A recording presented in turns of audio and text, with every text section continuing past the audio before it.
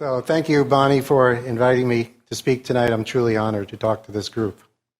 I will share with you that I feel a bit like the elephant on the stage in this cartoon. Elephant's invited to give a piano recital, and he says, "What am I doing here? I play the flute." The reason why I feel a bit like that is that most of the introduction you just heard was about neuroscience. And so that's my career, is really a study of brain and memory. But I'm not going to talk about the brain and memory. I'm talking about a completely different area, which is cardiovascular disease, nutrition, cholesterol, and health. And so it's clearly something very new to me. And so you might wonder, what motivates me to take on a second, completely different area? Well, what motivated me basically was my own personal health. And I'll share with you a bit about my health and my concerns going back 15 years. As you can see here, this red bar shows that 15 years ago, my combination of triglycerides and cholesterol put me at greater than 15 times the rate or likelihood of developing a heart attack compared to a person with ideal biomarkers. And I took this very seriously. I was very concerned that I was at a high rate for developing a heart attack. So I'm faced with a problem. I get these numbers. I'm faced with the same problem we all are. What is it that I should eat? Are eggs safe to eat, or should we avoid them like the plague? The question we ask all the time. So I was very concerned. Should I eat eggs? If I eat eggs, will it raise my cholesterol? Will that increase the likelihood I'll have a heart attack? What really concerned me, though, is at some point after my levels stayed high, and I was on a low-fat diet, and the only thing that happened with that was that I gained more weight, and now I was about 20 pounds overweight, and 20 pounds heavier than I am now. And so my doctor sat me down, and he said, "It's time. You really need to go on a statin. Your cholesterol numbers are not good. You've done your best," just as the commercial here says. And so, again, I took it very seriously, but I guess I like to think that instead of going to the pharmacy, I went to the library. So I decided at this point I needed to learn all I could about cardiovascular disease and nutrition so I could actually treat myself, or at the very least understand that maybe it was necessary for me to take the medication. So I've devoted the past 10 years to learning about heart disease and nutrition, and I'm going to share with you what I've learned here tonight. So this is what we're bombarded with. We see fear of saturated fats. Saturated fats will raise your cholesterol and in theory then cause you to have a heart attack. So you want to eat lots of foods that then will lower your blood cholesterol. So you see all this obsession here. We're covered with advertisements that emphasize that we need to lower our cholesterol and not eat saturated fat. And of course, what we have are drugs that reduce the cholesterol. Those are the statins. And so we want to take drugs such as Lipitor or Crestor to lower our cholesterol and therefore reduce the risk that we'll have a heart attack. So the two topics that I'll cover tonight are, the issue is to limit consumption of cholesterol and saturated fat, and also to have serum cholesterol levels as low as possible. And what I'm going to try to convince you of in the next 45 minutes is that this is entirely wrong.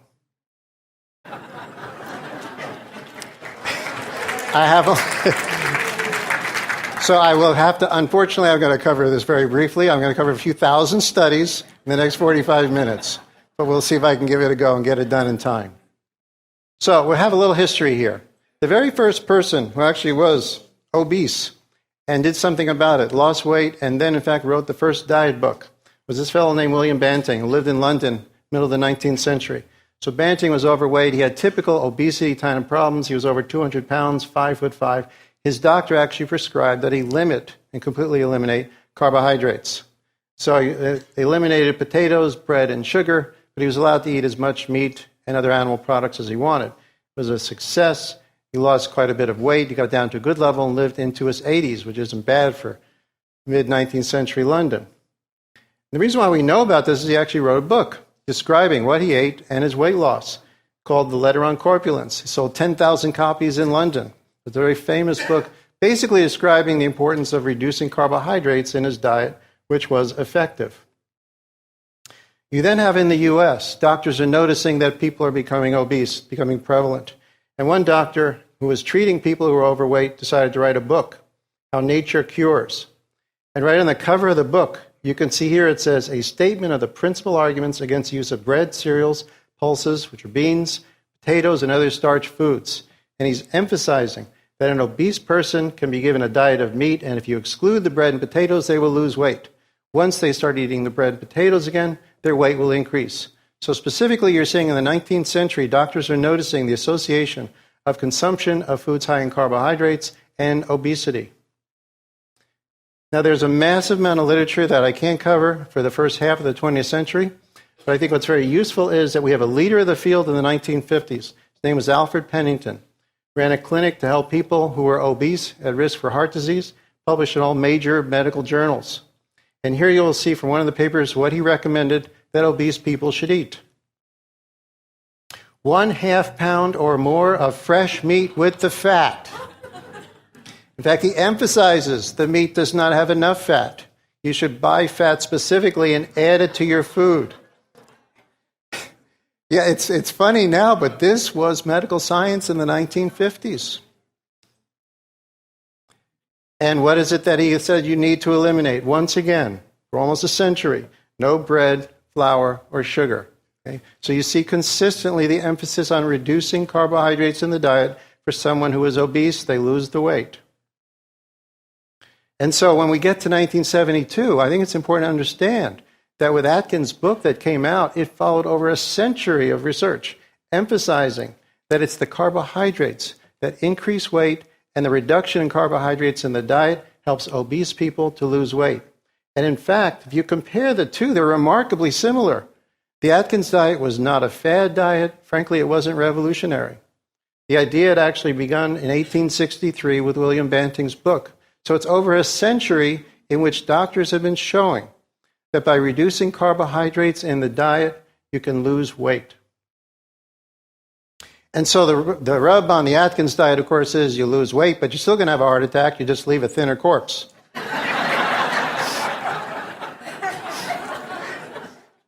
And so is it healthy?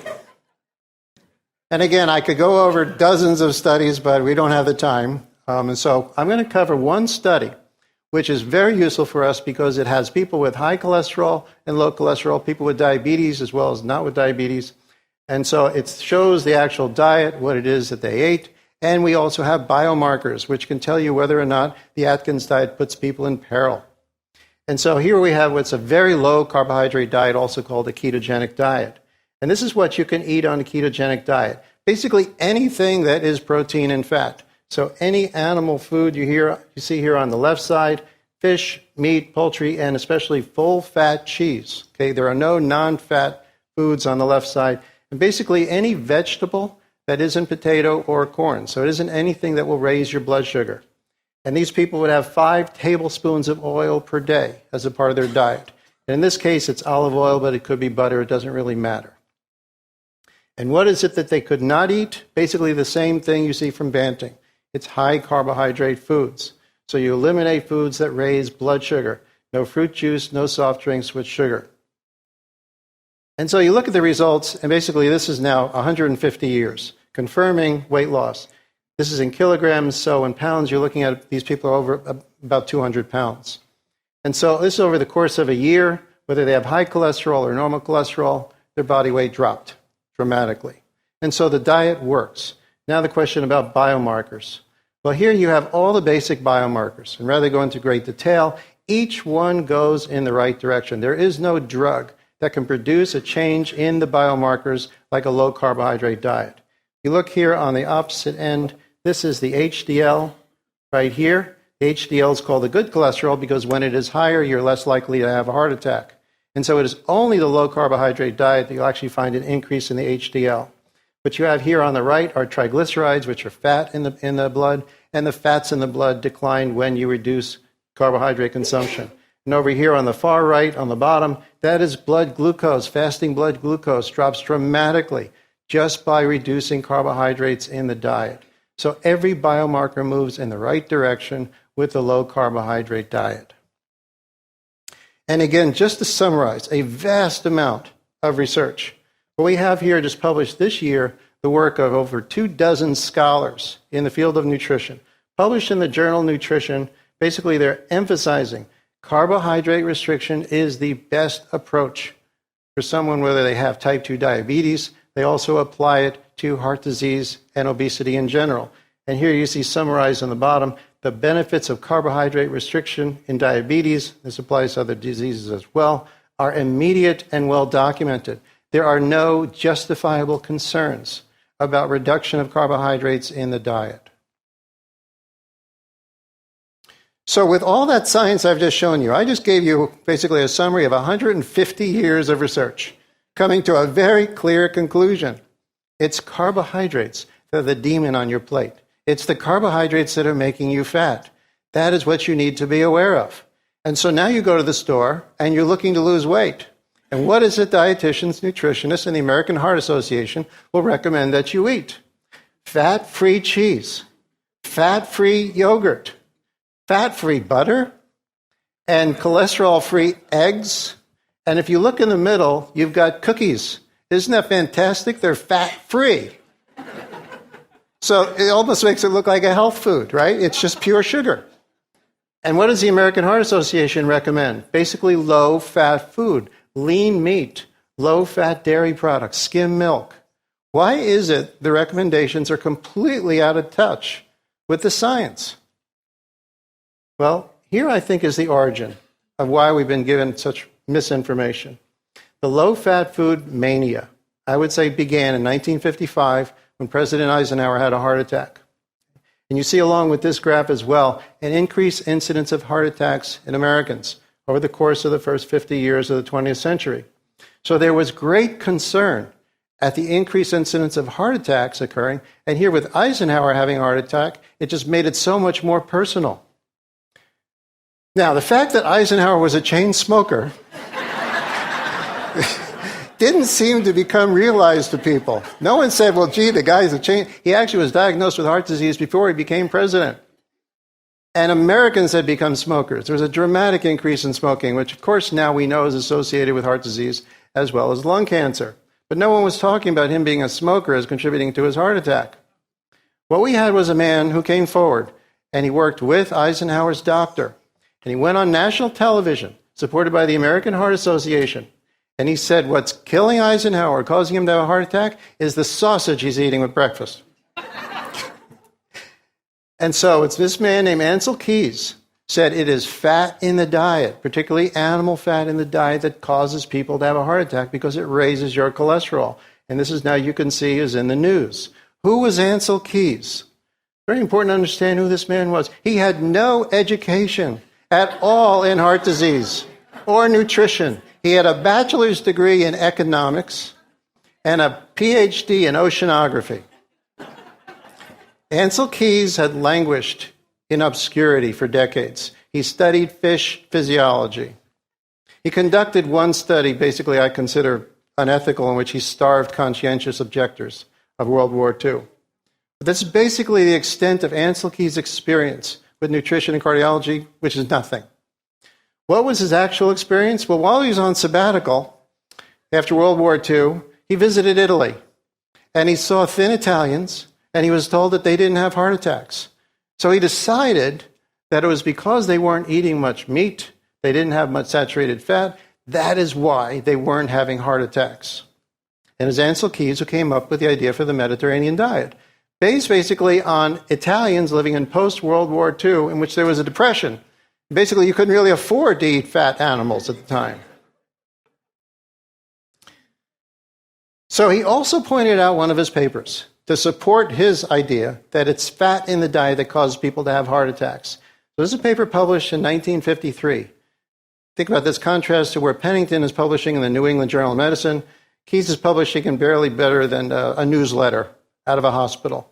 But he published this paper, which shows a relation between fat in the diet and people dying of heart attacks.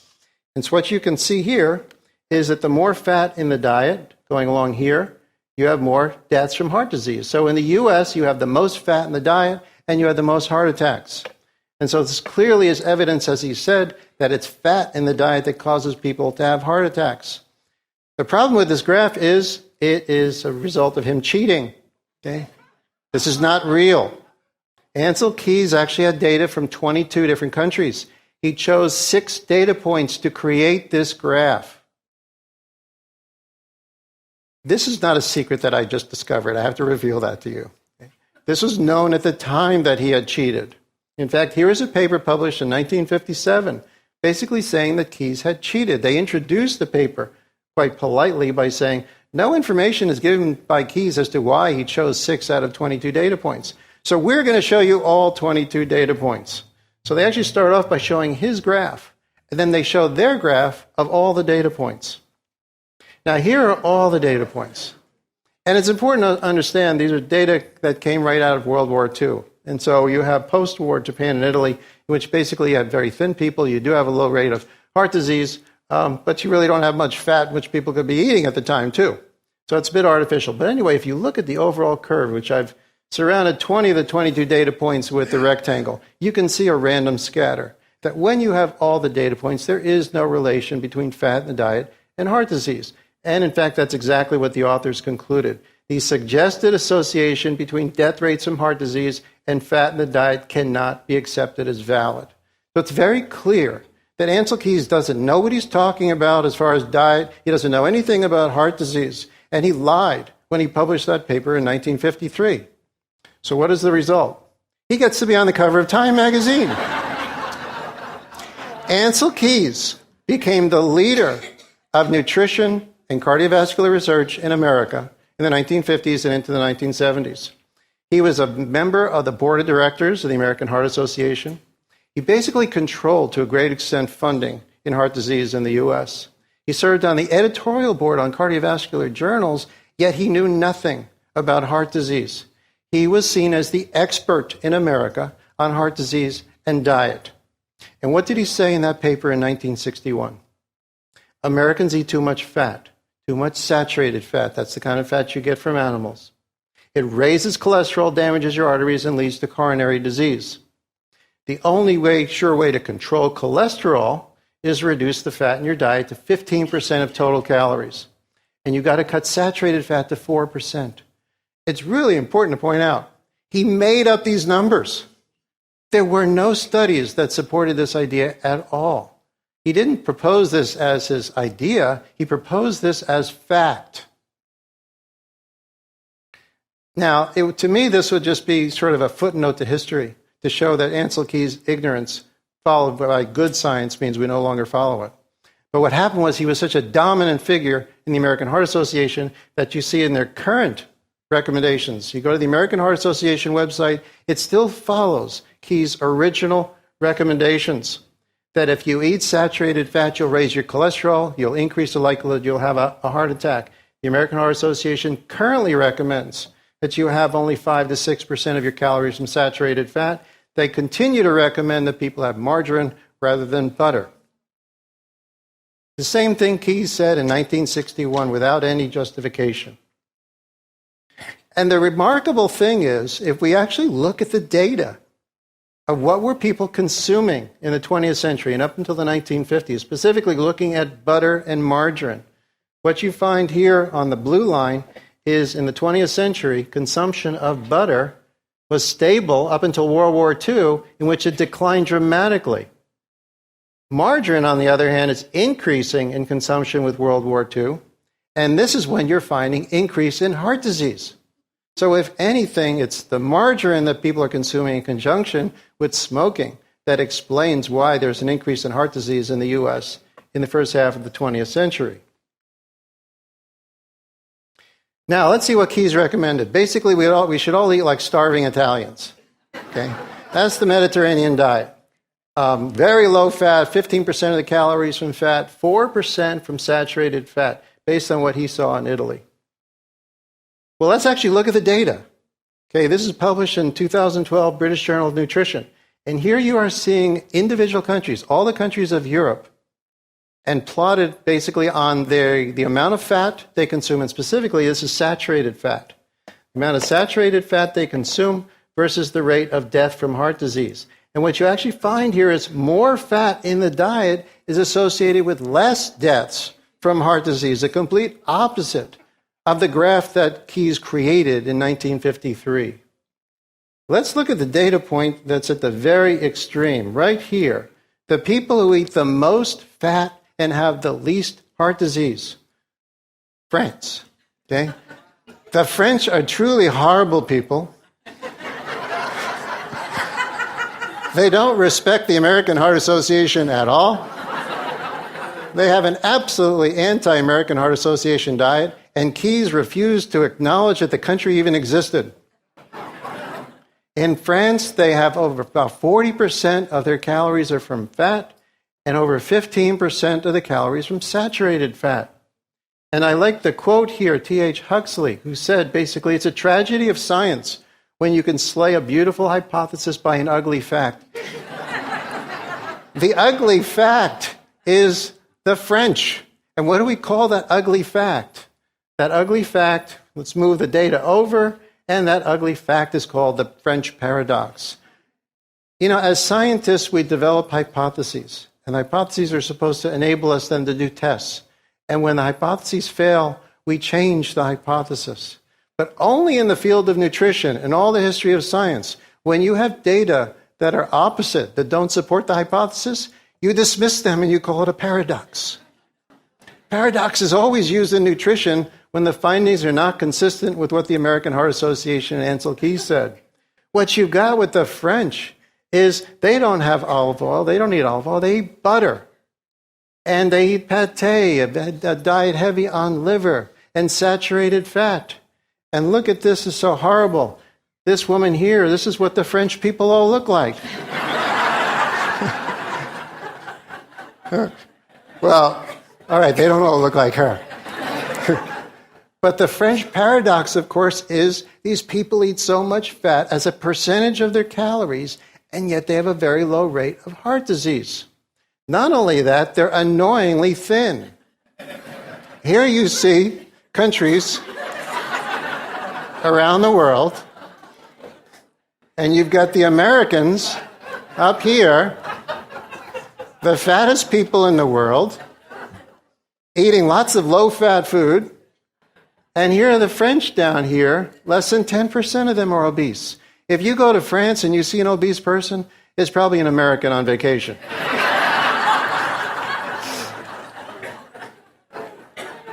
So it gets worse. Now we have politicians telling us what to eat. George McGovern, 1977, got a committee together to tell people what kind of food they should eat. And so George McGovern, against actually recommendations by experts at the time, because he was on a low-fat diet, he decided Americans should all be on a low-fat diet. So his committee came up with a book, Dietary Goals for the United States. They basically said it's saturated fat that is causing people to become fat and to have heart disease. It was McGovern's goals for the United States that then led to the food pyramid. It's produced, by the way, by the U.S. Department of Agriculture. And so if you look at the base of this pyramid, 6 to 11 servings of bread and cereal and other grains per day. Okay. And so this is what was guiding Americans in the 1970s into the 1980s. And so what happened? Well, people started eating fat-free food, and what we also had was high fructose corn syrup developed at this time. And the great thing about high fructose corn syrup is you keep going back and get refill after refill, and it doesn't cost you anything. Super cheap sugar led to increased consumption of carbohydrates beginning around 1980, and whereas the fat and the protein are relatively stable. And the result of increasing consumption of carbohydrates and overall more calories is that people got fat. Americans got fat as a result of the demonization of fat. And so you see we now have increasing obesity that basically began at the time when people are now increasing consumption of carbohydrates. People got fat. Now the good thing is science ultimately prevails. Good science prevails. And so what we've had actually in the last 5 years are people coming out and basically saying, you do not need to fear fat in your food. You need to fear the carbohydrates. Restrict the carbohydrates. Here is a recent editorial in the Journal of the American Medical Association emphasizing the limit on fat presents an obstacle to sensible change. It actually promoted consumption of harmful low-fat foods. What we need to target are the carbohydrates. What this is showing. And there are now numerous studies coming out emphasizing that the guidance has been wrong. And in fact, Time kind of chronicles this We began with Ansel Keys and the misinformation in the 1950s, and now we have the cover of Time saying, eat butter. It's safe to eat again. Okay? So the fat has been exonerated. It's now really the carbohydrates. Anything that raises blood sugar rapidly ultimately causes harm. And that is a summary of the first part, okay? That what we need to do is target carbohydrate consumption, reduce carbohydrates. The science has been bad, okay? And it's been promoted ultimately by the low-fat food industry and the American Heart Association. Next section. Now let's talk about cholesterol. Okay, cholesterol phobia. Everybody's afraid of cholesterol in their blood. Clearly, cholesterol must be toxic. For whatever reason, the liver makes this cholesterol, and it has one goal and one goal only, and that is to block your arteries. And so here you see cholesterol, which is like some sludge in your arteries.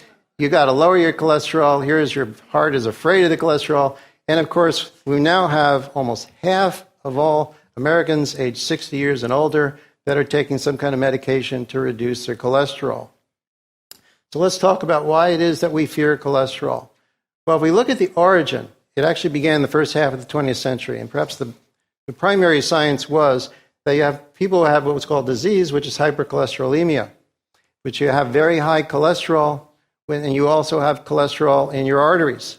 And so when you find a blockage in the artery, you find cholesterol within that blockage. So therefore, cholesterol in the blood seeps into the arteries, causes a blockage, and therefore causes a heart attack. And you do see an association of people who have high cholesterol, and they have more heart attacks. That's reported in this paper. So it's really very simple then. Is the association of cholesterol with heart disease, is it a causal influence? So I have up here, do police cause crime? Wherever you see crime, you also see police. So it's very simple. Police must be causing the crime. You want to eliminate crime, just eliminate the police. Well, the same kind of logic applies to cholesterol. So if cholesterol actually causes heart disease, then people with high cholesterol should die from heart disease at a relatively young age. That's rather straightforward. And if cholesterol is actually causing heart disease, then lowering cholesterol should be very consistently found to reduce the incidence of heart attacks. Two very straightforward predictions. So let's look at that. Well, here is the first major study, and still the largest study ever, on people with extremely high cholesterol. Over 1,000 people studied over a long period of time, 1966, Journal of Medicine. And what does it say? We found no evidence that high cholesterol shortens the life of people, either men or women. And in fact, it's clearly compatible with survival into the 7th and 8th decades. So one of the most important studies ever published that actually follow people over a long period of time says that having high cholesterol does not kill you at a young age, does not cause you to die of a heart attack.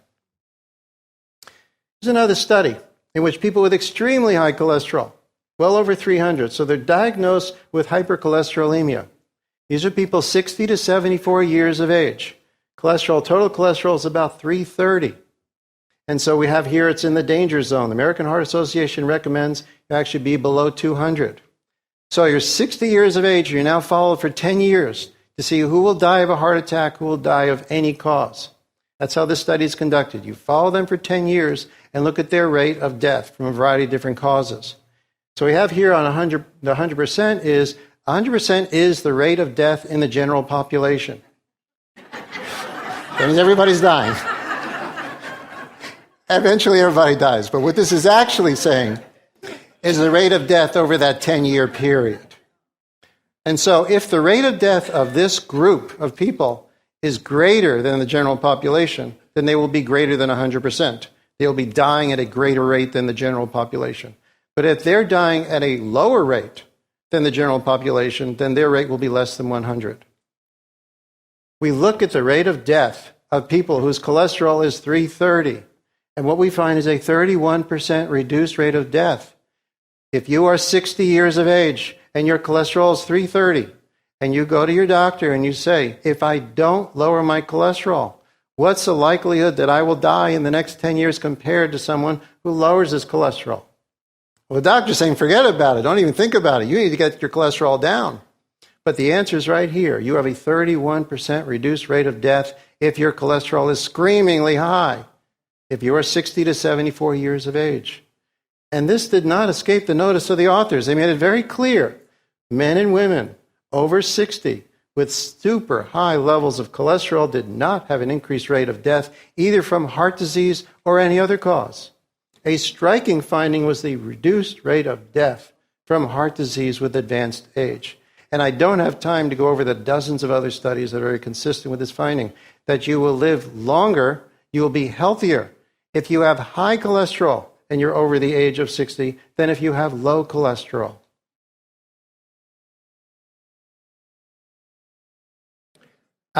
Just to show you, it's not just one anomalous study, and I'm not making this stuff up. Another study followed people for 20 years. Very famous Honolulu Heart Program. Follow people for 20 years and look at their cholesterol levels compared to mortality. And what you find is increased mortality in older people who had low cholesterol. They died at a much higher rate than the people who had high cholesterol. And I like their interpretation. We have been unable to explain our results. That's about as candid as scientists will get. And they go on further to say these data cast doubt on the justification for lowering your cholesterol levels. And another thing about low cholesterol levels is you are less healthy if you have low cholesterol and you're over the age of 60. Low cholesterol has repeatedly been shown to be associated with a significantly higher rate of cancer.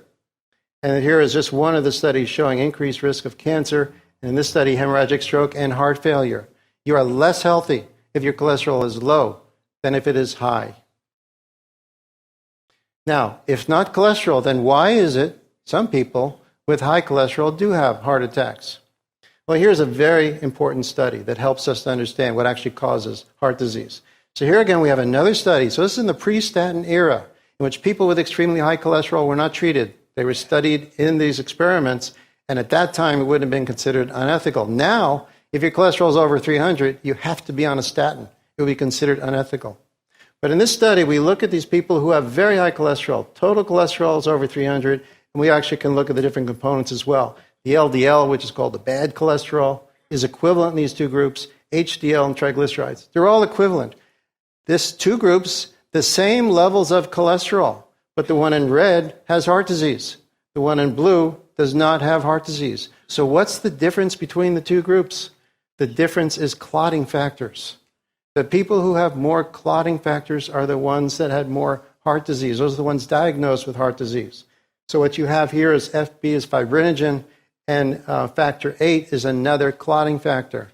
So these people can have high cholesterol, but what matters is how much in the way they have in their clotting factors. That is, do their platelets get sticky and then block their arteries? So the clotting factors are crucial. And in fact, if you look at clotting factors, independent of age, you find a very consistent relation between fibrinogen, which is the major clotting factor, and death from heart disease as well as stroke. So here you have fibrinogen levels of people of a broad range of age for stroke as well as heart disease. In either case, what you find is a strong association of clotting factors with death from cardiovascular disease. This is independent of the cholesterol levels. So ultimately then, what we're looking at is activated platelets. Every risk factor for heart disease comes down to the common factor of activated platelets. And so whether it is smoking causes coagulation, high blood sugar increases coagulation, metabolic syndrome in which a person is overweight, high blood sugar activates platelets, and stress activates platelets. So you're looking at a common factor, which is the activation of platelets. It causes them to get sticky. You end up having clots moving around your blood vessels, which ultimately then causes damage. So why is it, after all I've just told you about, that people want to have their cholesterol as low as possible? It actually began with this critical study in 1984. For decades, studies had been going on lowering people's cholesterol, and they all were failures. This was the first study that would propel the industry then to emphasize to people that they had to lower their cholesterol. This was published in the Journal of the American Medical Association. In this study, over $100 million was spent to find almost 500,000 people. 480,000 men had their blood tested. They took the men who had the highest cholesterol in the top 5%, averaging 290. Those are the ones that were included in this study. This study would show, ultimately, that if you take the people with the highest cholesterol, lower the cholesterol with a drug, you would save lives. And so the hypothesis was then the risk of dying of a heart attack would be reduced by lowering their cholesterol.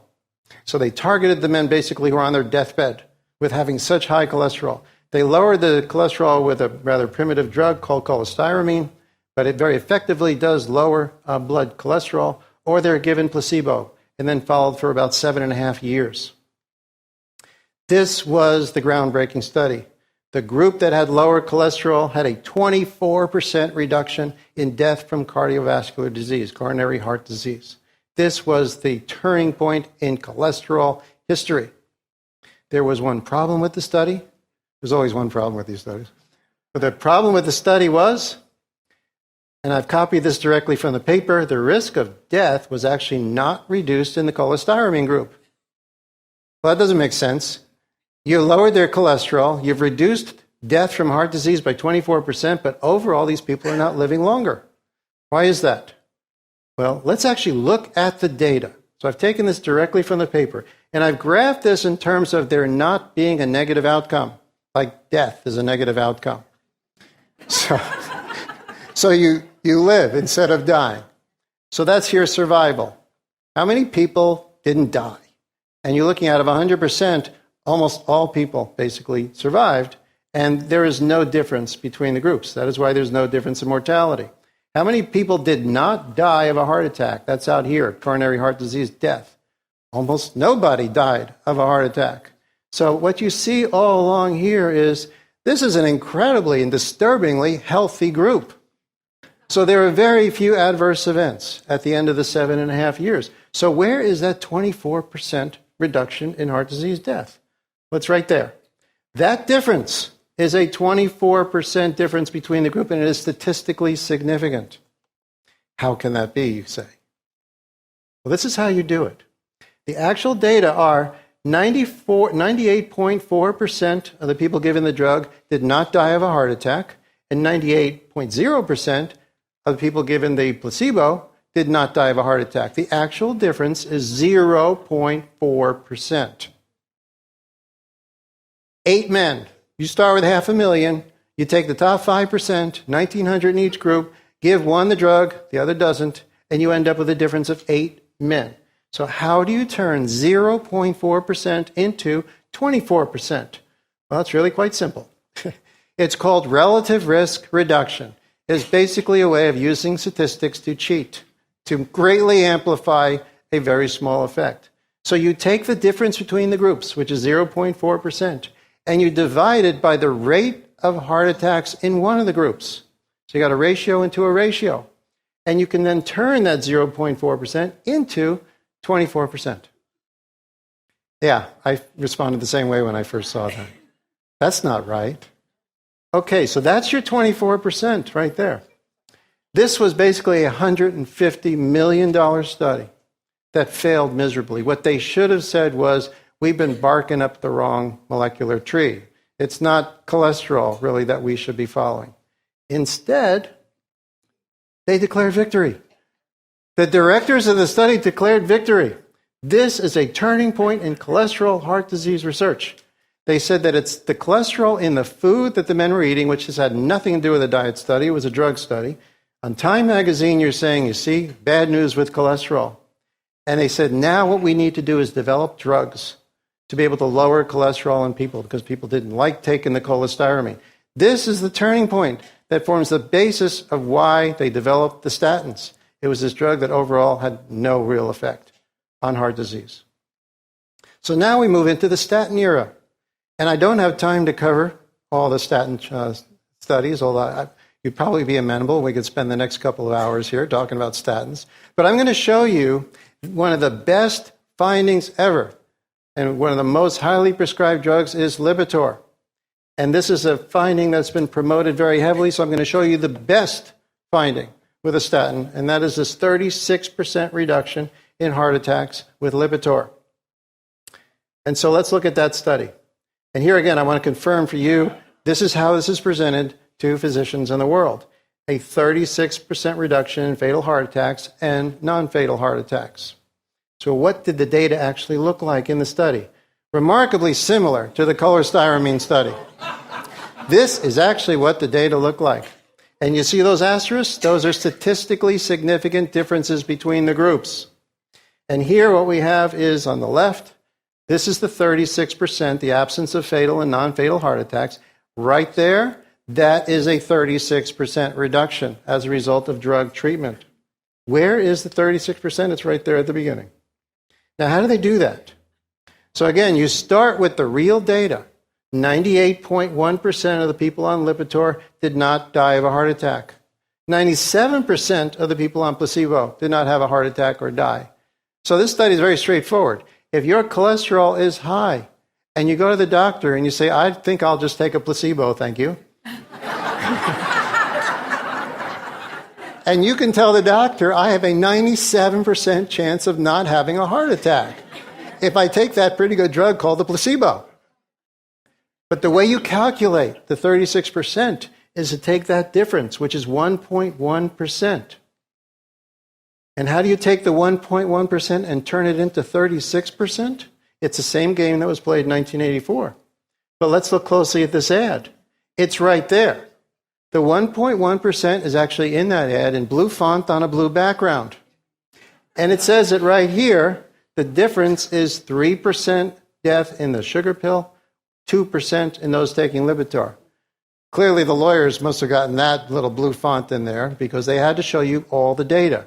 So you've got 36% and you've got 1% in the same ad from the same data. So how do they do that? Well, you take the 1.1%, that's the difference between the groups, and you divide it by 3%. That's the rate in the placebo.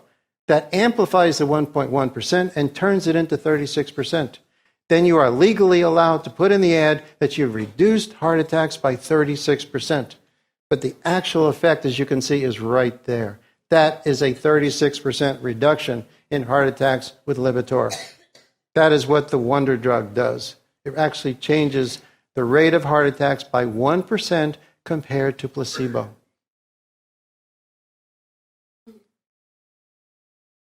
So it's also important to realize 1% means that you have to have 100 people who are given Lipitor to have one less heart attack in one of those 100 people in 3 years. So when you take that Lipitor, it's a line from the movie, do you feel lucky? Okay. Are you the one person that will have one less heart attack in 3 years? That's what this study really showed. And so how about if the ad actually has the real data? And it says Lipitor reduces the risk by 1%. Would you be as interested in taking the Lipitor? I think not. The second study I will cover, because the latest drug is Crestor. The woman is so excited, she's so down with Crestor, because she's now not going to have a heart attack. And when the work came out on Crestor, it emphasized here, cut heart attacks and strokes by 50%. And in fact, the author in the study, John Castelline, said it's spectacular. It actually prevents a heart attack, the Crestor. Spectacular effects. So let's actually look at it. But first, understand, with all these spectacular effects, Crestor is now one of the highest prescribed drugs in the world. It's potentially going to overtake Lipitor. So $7.6 billion in sales from this spectacular study, which is called the Jupiter study. So let's actually look at what physicians see when they go to a conference. This is the effect that they see from the Jupiter study, a 44% reduction in coronary events. It does look spectacular. Now, it is actually important to realize that it's a little more complicated than this. The study was actually stopped here at 2 years. Very few people are actually out here at the end. But it's even more important than that. Let's actually look at the scale when the study is terminated. So that 44% is actually right here before 2 years, because they considered it unethical to continue the study because so many people were being saved by Crestor. We look at the scale. You kind of know what's coming. I'm going to be criticizing the study. The scale actually goes from 0 to 1. Okay? So the scale is important. Let's actually look at the real rate of adverse events in this study.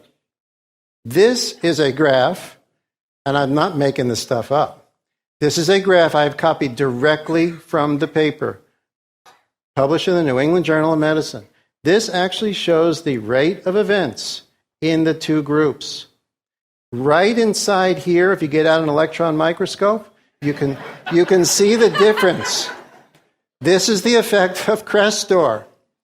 This is the rate of actual events, of heart attacks, of deaths from heart attacks on the actual scale. Because if everybody died of a heart attack, it would be way up here, and Crestor could have brought it way down. So the actual difference is trivial. And yet you've got a 44% reduction. Right inside here is a 44% effect. And again, how do you do that? I'm going to actually show you the data. This shows what happens, okay, when you don't take the drug versus taking it with a good outcome. Again, meaning survival. So this is the effect right here. Again, you've gotten used to seeing this now. You've got the Crestor versus placebo with that microscopic effect right inside there. The difference is 1.2% between the groups treated versus no treatment. 1.2, and here you have 2.8%. 1.2 divided by 2.8 is 44%. That is how you create a huge effect out of nothing. A huge mountain out of a rather small ant molehill. All right. Now, you can still get 1% benefit, so that's better than nothing, right? And if there were no adverse effects, you might say, well, it's not a bad drug to take, but now let's talk about the adverse effects of statins. This was the first study, actually, that reported that the people who took the Crestor had more diabetes, developed type 2 diabetes. And it's interesting that when they presented it, they call it small. It's small but significant. Well, why didn't they call the other effects small? Why didn't they call the reduction of heart attacks small? And so it is a significant effect, which frankly is small. Here, more people taking the Crestor had developed diabetes, but it's important to note, they were not looking for diabetes. The diabetes happened to be reported by the physicians to the agency. So this was an incidental finding that the people taking the statins had more diabetes. When you actually look for diabetes, which means you test people's blood sugar at the beginning of the study, and they take the statins then for 6 years, then you find a dramatic increase in the incidence of diabetes. Here is a 6-year study showing that people given the placebo, about 6% of those developed diabetes, but almost 12% of the people taking the statins developed diabetes. So these are healthy people taking the statins, and you now have almost doubling the rate of type 2 diabetes developing as a result of taking the statins. You also find in these statin studies are typically stopped at about 2 to 3 years. That's relatively early if you want to be able to see cancer develop. We already know that low cholesterol is associated with a higher rate of cancer. This is a very rare study in which you actually follow people for 10 years to look at adverse effects. And what is very clear in this study of women, which you find compare with no use of statins to those who use statins for over 10 years, more than double the rate of breast cancer in those women who use statins for 10 years. And there's a clear association, whether it is actually caused by the statin itself or low cholesterol. The association is there of dramatically more cancer in people who have low cholesterol. And finally, there are numerous other adverse side effects of statins that I won't take time to go into each one, but it's very clear that it affects brain functioning, reduces memory capacity, very clear evidence of erectile dysfunction, rhabdomyolysis, renal failure, hemorrhagic stroke, and liver dysfunction. All to get that 1% better than a placebo effect for heart disease. And so sometimes people have said, well, I can talk about this in a group, especially not to physicians. But first I'll tell you, I have been lecturing to cardiologists. I've lectured at cardiology conferences. I've also lectured at diabetes conferences, and I've just recently published what I've just shown you in a medical journal, a peer-reviewed medical journal, Expert Reviews in Clinical Pharmacology, in which I've described, along with my colleague, Ufi Ravenskov, we have described the deception that has gone on in the cholesterol and specifically the statin research over the last several decades. And we wrote that the war on cholesterol has been fought by advocates that have used statistical deception. The reality is that there are trivial benefits that are offset by their adverse effects. This paper came out only a few months ago and has already been cited now by a couple of editorials. One in Open Heart, in which they have cited our work, emphasizing that there's an exaggerated belief in the modest effects of the pharmacotherapy. And they wrote that these exaggerated effects now mislead patients and doctors. Another editorial just came out this week, citing our paper, emphasizing that it is clear that the cholesterol heart hypothesis is a fallacy of modern medicine. Basically saying that ultimately we will see that using statins to lower blood cholesterol is equivalent to bloodletting, taking out a vital substance from the body with drugs. So I'll finish by saying that I have benefited by the vast amount of work of my colleagues, of MDs and PhDs, and here is just a subset of the work that's out there. Outstanding scholarly books written by MDs and PhDs. You have 3 examples here at the bottom, and a colleague of mine, Dr. Paul Roche, wrote that the belief that heart disease is due from high cholesterol and saturated fat has been perpetuated by powerful forces using tactics to preserve the profits and reputations of those who promoted this doctrine. That came from Ansel Keys' comment on his dogma, which never really was a hypothesis. He further says the advent of statins has fueled this fallacious lipid hypothesis. The reporting of side effects has been suppressed, and the benefits, alleged benefits, have been hyped. I thank you for your time.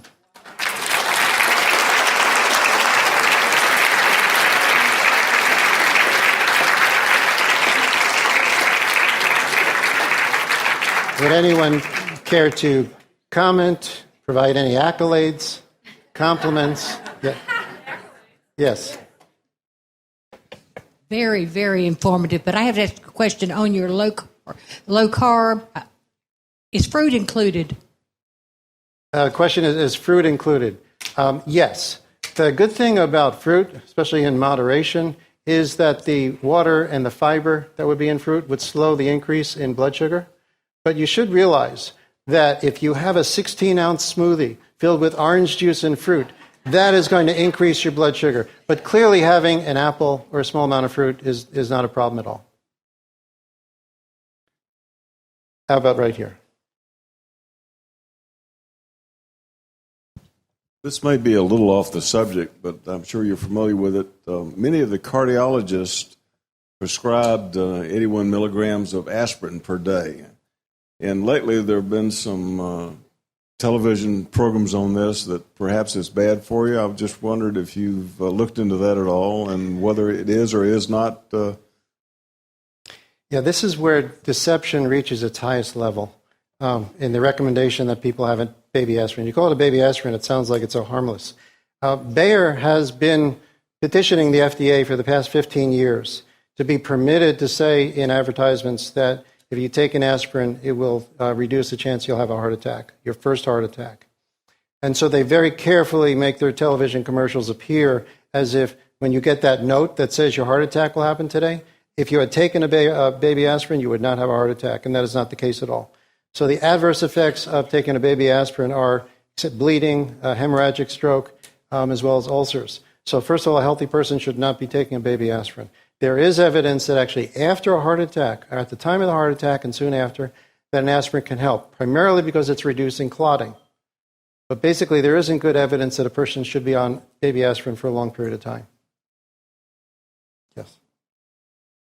Oh.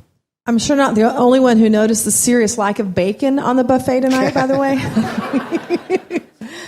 I kind of have 2 questions. One is, I understand the bias with the pharmaceutical companies, but what would be the motivation for the Heart Association or for doctors to perpetuate the myth? And secondly, I understand sugar is a problem, but is there a way to treat the high platelet issue?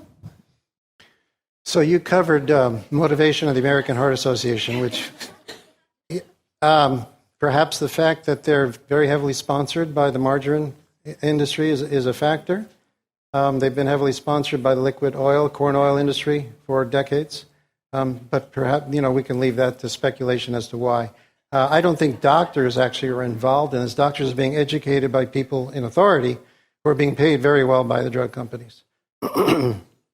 Was there another Oh, yeah, as I said, you have control over platelet aggregation. It is smoking, being overweight, stress. So these are all factors that cause your platelets to become sticky. So these are factors that are also under your control.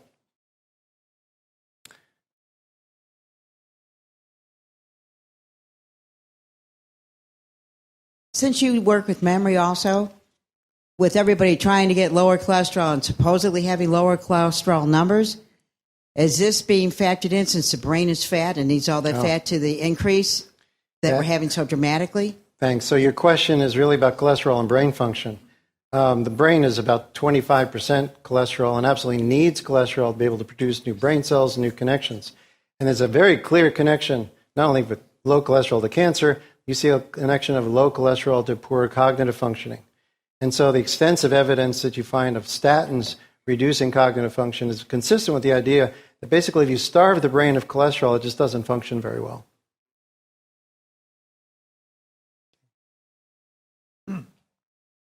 Yeah, I was curious. There's so many things that affect everything, so it's hard to pinpoint one. But one thing I've read about is that taking cholesterol, reducing statins, reduces an older person's already reduced production of coenzyme Q10, and that is a vital heart energy. So are you hurting your heart by taking them? Yeah, absolutely. And there is evidence, actually. So you raise a very important point.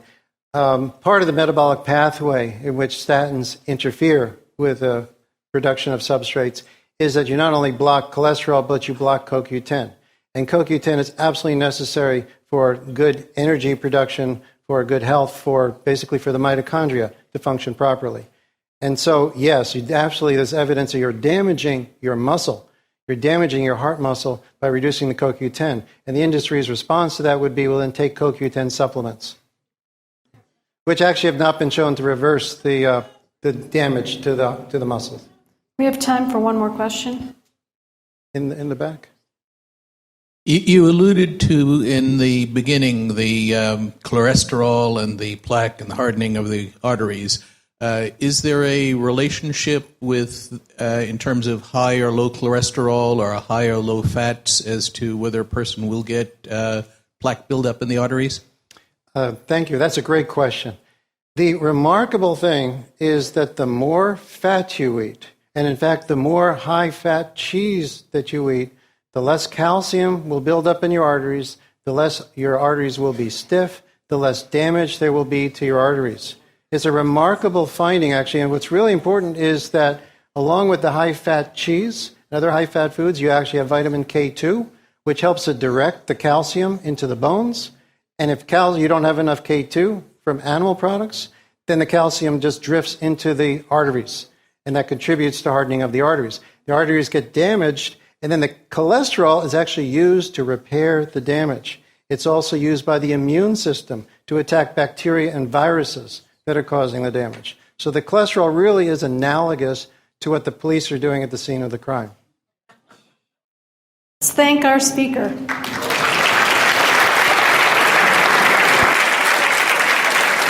Thank you.